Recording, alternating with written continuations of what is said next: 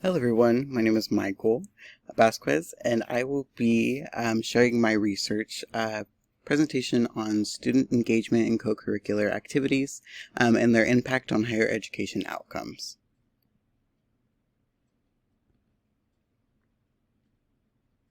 So for my abstract, I summarized just a little bit of key bullet points for y'all. This research explores how co-curricular activities influence student engagement and outcomes in higher education. So it defines student engagement as attention, curiosity, interest, and motivation to learn, highlights co-curricular activities as complementary to academics, for example, clubs, service, or governance. Identifies key themes from 6 peer-reviewed studies, which go through the psychological engagement benefits emotionally vulnerable students. Moderate participation is more effective than excessive involvement. Institutional culture fosters belonging and retention. Co-curricular supports creativity and divergent thinking. And then also a meta-analysis shows strong links between engagement and academic achievement, subjective well-being, and also points out limitations, being that some research is inconsistent engagement definitions and also limited global applicability. I recommended that integrating co-curriculars into academic programs and encouraging balanced involvement would be the best benefit for students, and also calls for future research on digital engagement and underrepresented populations, and also concludes that co-curricular activities are central to the holistic student success. So starting out with the introduction, we'll see here that student engagement can be seen as motivation, attention, curiosity, and interest in learning. With co-curricular activities, these are non-academic programs, so these are clubs, internships, services, and other things of the sorts that actually support educational outcomes. Now, with my research question, I was proposing that we study how do co-curricular activities influence student engagement and student outcome in higher education. The purpose and significance of this research is that engagement is essential for academic success and holistic development. So looking at the whole student and not just their academics and focusing on grades and passing, but rather what the students need as a whole student, as a person. Co-curriculars extend learning beyond the classroom and enhance identity and formation, social connection, and critical thinking. The aim of this is to explore multidimensional impact of co-curricular participation. With my method, it is a systematic review of literature on co-curricular activities and student engagement and outcomes. So some of the key words I used were co-curricular, student engagement, student outcomes, and others. Databases I focused on were the APA SARC articles and also the All EBSCO databases. Some of the filters that I focused on were that it had to be peer-reviewed, had to be the full text, published within the last 5 years. Those are my main ones. But some of my example searches were co-curricular and higher education students, student achievement and engagement, and then for inclusion, empirical studies on higher education students must be in English, it must be full text. And so exclusions were editorials, opinion pieces, and articles that were unrelated to higher education. For results. So some key findings from the literature. Emotional adjustment. So shy students benefit emotionally when they engage in supportive activities, and psychological engagement improves self-esteem and reduces loneliness. So when these students who are typically shy or more introverted, when they engage in these activities, it actually shows that they have a more positive mental health and the outcomes, and so they improve their self-esteem, which also improves their confidence in their academics, and so that supports their overall outcome of being a passing student, being an involved student, and an engaged student. Balance matters. it was found that moderate involvement enhances engagement, but if you're overly involved, it actually could lead to burnout faster, and also stimulates that burnout within your academics as well. And so overscheduling hypothesis is too much can reduce motivation within your academics. And then institutional support.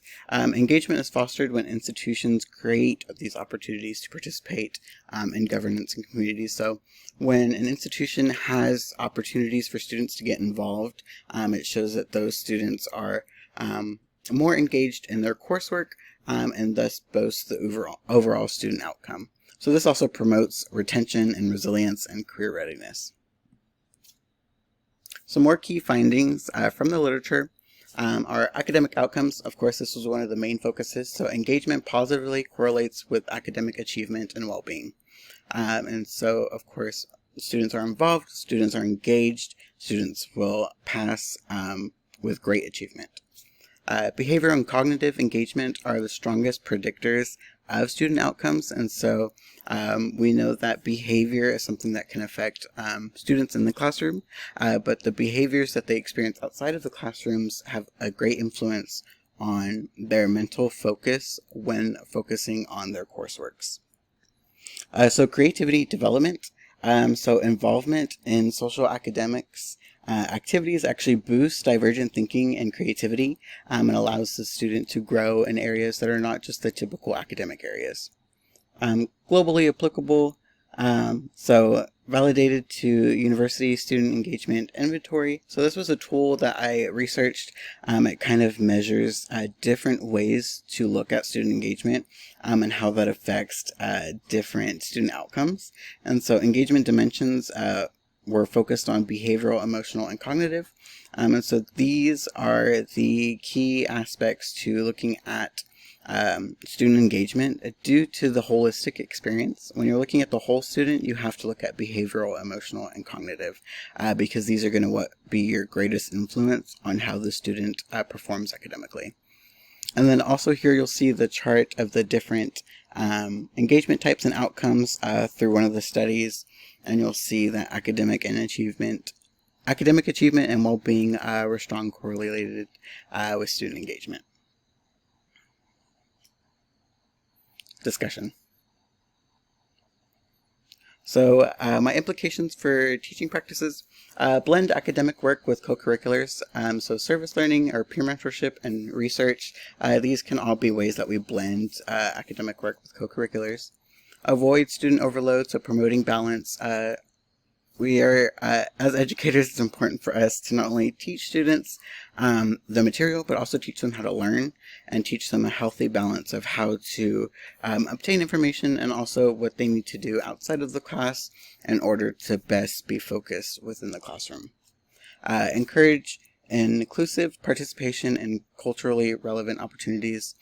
So it was seen that when students are in activities or co-curriculars that are inclusive of their culture and their backgrounds, they feel more connected to the institution, and they feel like they have a sense of purpose because they themselves are being celebrated in a way that allows them to feel comfortable within the classroom. Using reflective strategies, for example, journaling, this deepens engagement. So journaling within the academic side or within the personal side, encourage journaling. Journaling will be a great way to deepen that engagement for them to reflect on the teachings, reflect on their life, and reflect on how they are engaging in their coursework. Some limitations that were present throughout these researches. Engagement is inconsistently defined across studies, so being that engagement can be seen as how a student is engaged in the classroom. Engagement can be seen how a student engaged overall in the institution, and it can also be how are they engaged mentally. So really we want to focus on clearing this up on student engagement being the holistic approach to a student.